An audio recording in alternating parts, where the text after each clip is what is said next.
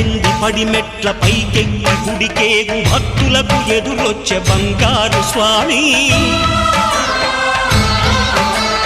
ఇరుముడులు స్పృశించి శుభమనుచు దీవించి జన బృందముల చేరే జగమేలు స్వామి తన భక్తులొనరిల్చు తప్పులకు తడబడి ఒక పక్క ఒరిగెన ఓంకారమూర్తి